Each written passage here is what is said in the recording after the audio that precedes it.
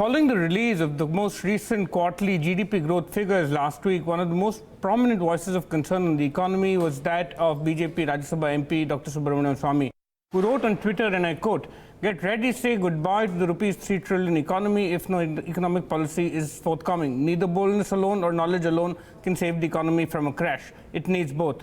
Today, we have neither." Dr. Swamy joins us now to talk more about what he's concerned about, the direction that India's economy is going in. Dr. Swamy, let me start by understanding what sentiment post made you put that post a few days back.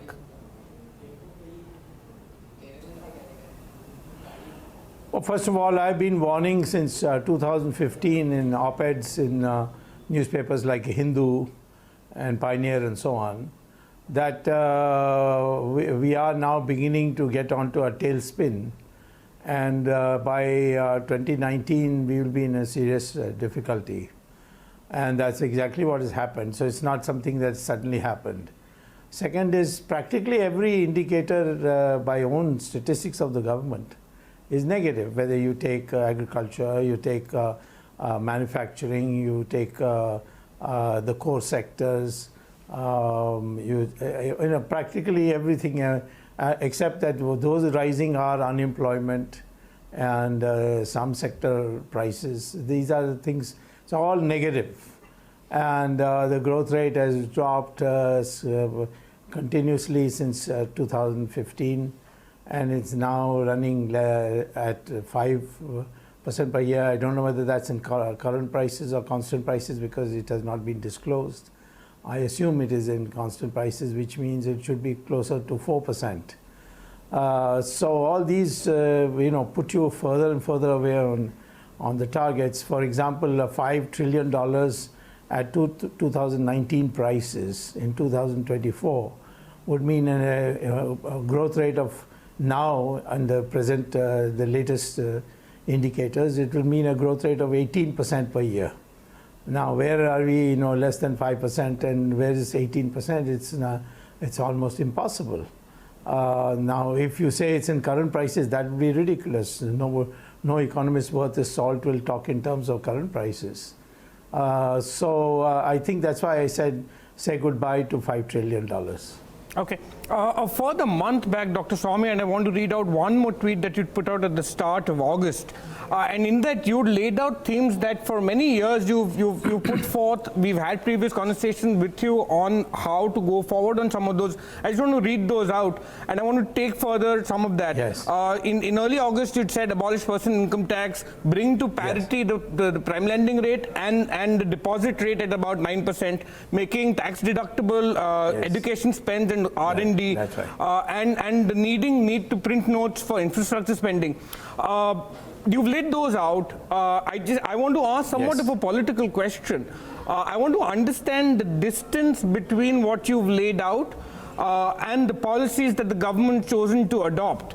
How do you bridge those? I don't think there's any policy of the government, so how can I measure the distance? What is the policy? Consolidating banks, is that a policy? I mean, your mind should be focused on the parameters of the economy, not in all these bureaucratic hassles of deciding which branch of a bank has to be closed down because you're merging 2 or 3 or 4 banks together. I think the singular lack of a comprehensive statement of economic policy it doesn't exist with our present government. It didn't exist with Mr. Jaitley either. So this has been, I think, we have done extremely well on the other non-economic front, and that's why we got such a huge mandate. We have done much better than we did in the first 2-3 years in corruption, fighting corruption.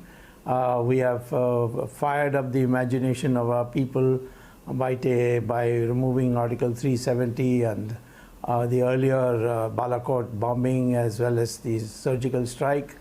Then the Prime Minister's micro projects like Ujjwala, cylinder gas, bathrooms, toilets for women, all these have made a huge impact on the public that the Prime Minister means well. But that's not macroeconomics. In macroeconomics, we are on a tailspin heading for a crash. All right, I want to come to some of those non-economic issues in just a bit. But as you said, the need for a grand plan for the macroeconomy.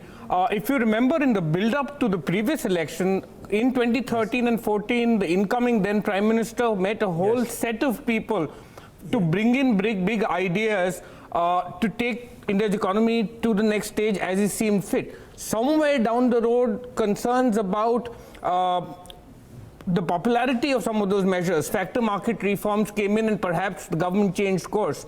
What went wrong in those early years? Well, all the advisors they got, they're only in name economists. Raghuram Rajan is actually a management specialist, and he doesn't know anything about macroeconomics. And finance is essentially a bilateral matter. And similarly, Arvind Subramanian, he specialized in these drug companies' work, and he appeared for them before the U.S. Congress committees. He also wrote an op-ed in Business Standard in 2013 that Modi is all bogus, and all this talk of Gujarat miracle is all nonsense.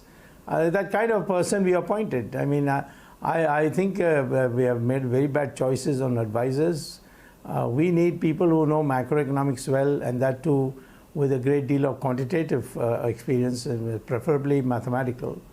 And we have plenty of people, but we have bypassed them and brought these chaps from abroad. There was another guy from Colombia. He had no clue at all. And then finally he buzzed off back to Colombia. Okay. Would it be fair to say, Dr. Swamy, that this is perhaps the strongest PMO this country has seen in the last 40 years? Given that, be those appointments, specific people in specific roles, be that the RBI governor, the chief economic advisor, ministers, much of the mandate for policy comes from the Prime Minister's office. What needs to change in that mindset in that office? That's for the Prime Minister to decide. What can I say? He should get somebody who knows economics as who's got a degree in economics, and he's published a lot of papers which can be scrutinized. But he won't know what a good economist is and what a bad economist is. And that's why he has relied on other people's advice, and he's hired them. And in the case of Raghuram Rajan, I had to really run a battle before he could send him back. Of course, I must say his instincts are good. When I have stepped up the pressure, he has had a close look. Both Arvind Subramanian and Raghuram Rajan were sent back. So the real problem is that there was somebody who knows both macroeconomics and knows India and has some public confidence. You have a person who has no confidence, who doesn't know anything about Indian politics, how it works, then of course you are going to have problems, and that's what you have had. Will you make then such a representation yet again directly to the Prime Minister, given your concerns on the economy? How would you put it to him in political terms?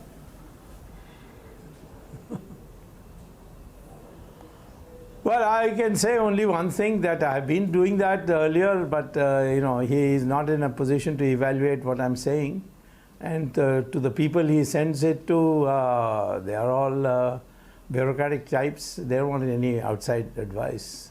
All economists think that they know what they want, but I would say I don't need to do it because I have other things to do. I am fighting corruption. I am fighting to see that Ram Temple is built. So I got a lot of things to do.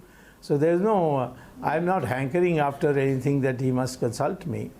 But certainly I have a track record. I'm a joint author with Paul Samuelson and a student of Simon Kuznets. These are Nobel laureates who are comparable to Einstein in physics.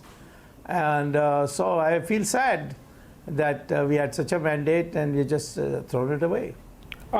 Is India's previous Prime Minister somebody you consider with adequate economic know-how, and the statement he made in the last 3 days, would you add and believe that what he said there and laid out there is credible? Well, both Chandrasekhar and of course I was ministers with both, and Narasimha Rao. Narasimha Rao was a very learned man, and if you even even though he was not an economist, but if you explained to him, he immediately grasped it.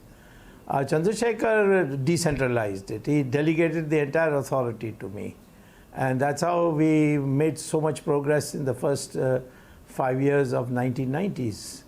Sorry, my reference, sir, was to the recent statement made by Dr. Manmohan Singh, and how I wanted to shape that question was whether, as those in the highest offices in this country needing to understand the way the dynamics of the economy works, do you consider his economic credentials credible, and his statement recently that needs to be taken seriously?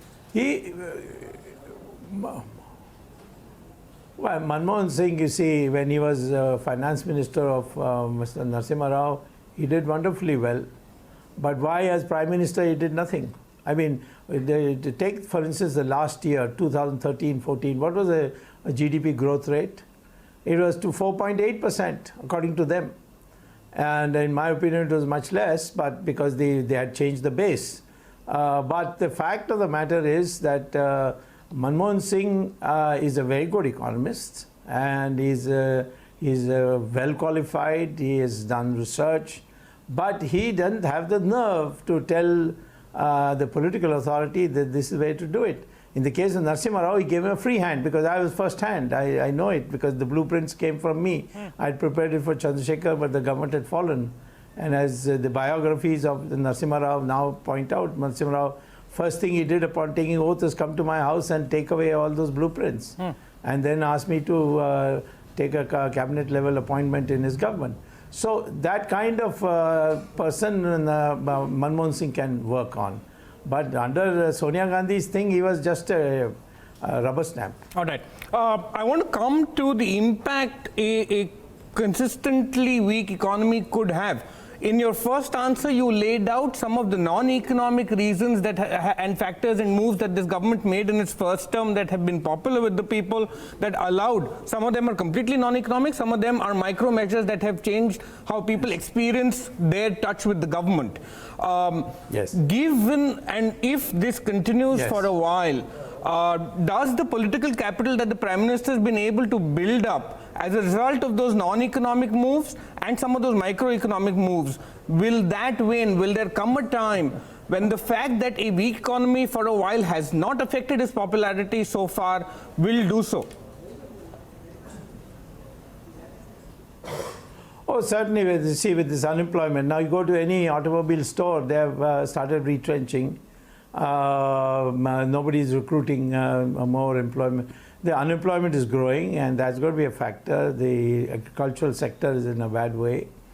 And of course, the small and medium industries are suffering because of these high interest rates. Banks are tottering. NBFC can anytime collapse.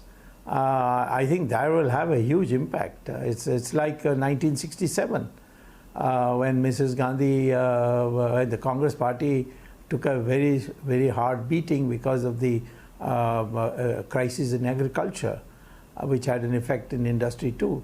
So yes, I think he's got about a year more to go on his, that he's a good man. He's a man who's interested in the country, for the poor and all that. But if it doesn't rectify, I don't think he even has a year. I think till next March is all he has. After that, you will see street level demonstrations, people getting bold to challenge him, that sort of thing. Back in an interview you did in February, Dr. Swamy, with Bloomberg Quint, ahead of that election, you said it's not economics, it's issues like the Ayodhya temple, 370, triple talaq that wins elections. Yes. Will there come a point where emotive issues will continue to mask the need for policymakers to think that they need to address the economy? See, some of the things that need to be done non-economic fronts are also dependent on the economy. For example, supposing we were to take POK back, the kind of investment, the kind of economy we need would be much better, has to be much better than this, because you have to have backup support for the army and the Air Force, the fuel, so many other things, and there may be sanctions. You have to overcome those sanctions. So I think whatever we could do without worrying about the economy is almost over. And Ram Mandir is also going to be over because the Supreme Court is going to give a decision. And the way things are going, it looks pretty good. So the question will now become, what is the other thing you can do? You can take Article 370 has already been quashed. Now the only thing will be to recover the Kashmir. That would be the major thing in terms of emotive action.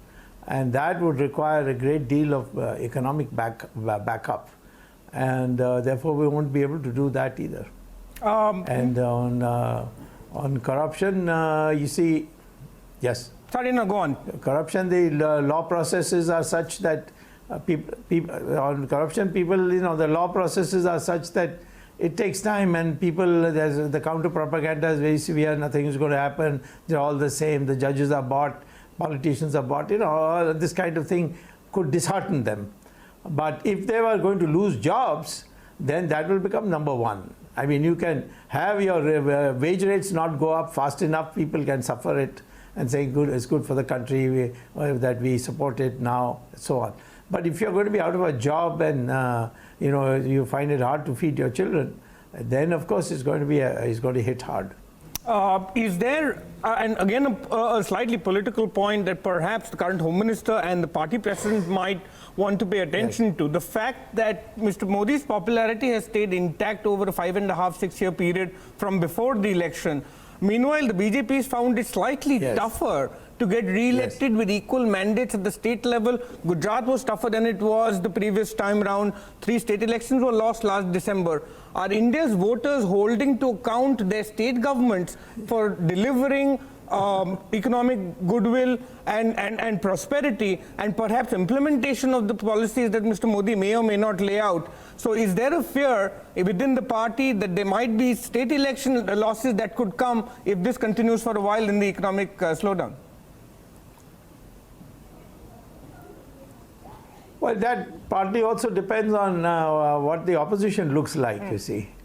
If the opposition looks like, you know, they are siding with Pakistan, they are all divided amongst themselves, a whole lot of corruption is coming out, then people may still say, okay, let this state elections go by, and we'll see later on.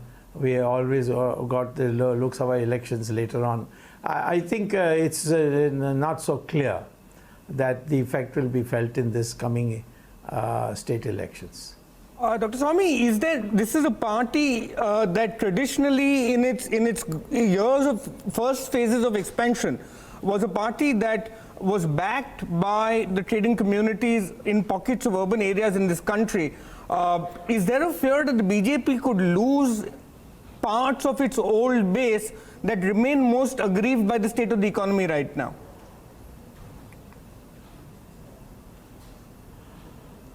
I don't think so, because the traders are not supporting us because we are pro-trade. They are supporting us because they are basically very nationalistic people. The Hindu elements in that are very strongly Hindu. Then we have got now the Muslim women also rooting for us. The Shias are with us now. Boras, Khojas, you know, it's a complicated arithmetic. And I don't think that, I'm just telling you, if there's mass scale unemployment, there's collapse of institutions, you know, winding up of banks collapsing, or that kind of thing, then it might alarm people. But I don't see that happening for another 6 months. It could happen after 6 months. Was there a point perhaps around the time of January 2015 when the Soot Boot Sarkar jibe happened, that any possibility of a in economic sense, conservative government that believes in stepping back from overregulation and letting private enterprise happen, that this government pivoted to being a statist socialist government like those of the Congress party. And since then, perhaps some of that new economic direction has meant more of the same. Yes, I say, I think India can only be driven, as we learned from Narasimha Rao's period and Chandrasekhar's period. When you allow people to do their thing, you incentivize. You give them incentives, people. Today, you abolish income tax, people dance in the streets and the gloom will go immediately, and then you build on it. Similarly, if you, even if you print notes and build highways and so on, that will have a huge impact, and those money that goes into their hands will actually raise demand, and so you can get the cycle moving. So these are things which can be done, but for some reason, I think this is Mr. Jaitley's influence. It's all just tax the super rich. Jaitley's close associate, Ms. Nirmala Sitharaman, is also talking the same language, taxing the super rich, chasing them with income tax, giving free hand to the income tax people to go and collect revenue. These are not going to work in India. The emergency is a benchmark for all of us. You can't force the Indian people. They may become silent, but they'll hit you when they get a chance. No, but then even those measures not taken by the finance ministry, right? What you earlier alluded to, some of the micro measures, is there political room for that, Dr. Swamy? Because the Prime Minister himself has rolled out a number of measures which essentially to the person means that the Sarkar or the government is the giver of that well-being to you, not the surroundings by themselves, that we perpetuate a system where the government is the giver. So is there room for any other economic thought?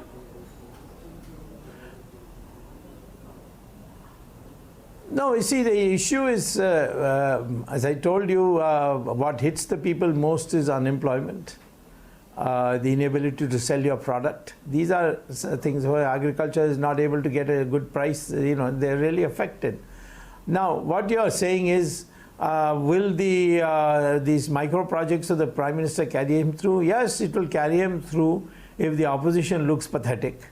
They'll say, all right, give him another chance. There is still a great deal of faith in Mr. Narendra Modi, and I think he's also a very smart man. He can smell a thing. But he has to devote his attention now to the economy in a way which is meaningful. Just not getting some new people in the job, new ministers. That won't do. You have to see that the core problem is in the macroeconomic field. And you have to have somebody who has that kind of a knowledge of macroeconomics, that it's a multi-dimensional thing, it's a matrix.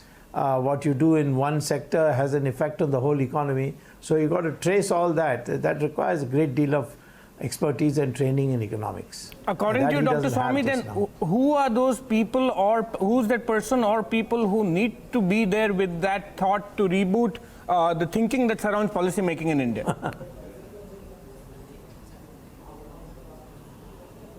Well, if I name somebody and then I don't name somebody else, that fellow will get upset with me. So I'm not going to name anybody. I am giving you what the qualifications are, and you go and find them. All right. On that note, Dr. Subramanian Swamy, thank you very much for making time for Bloomberg Quint on the state of the economy and the policy decisions in the last 5-6 years that have led the economy to the current state. If you have been, thank you for watching.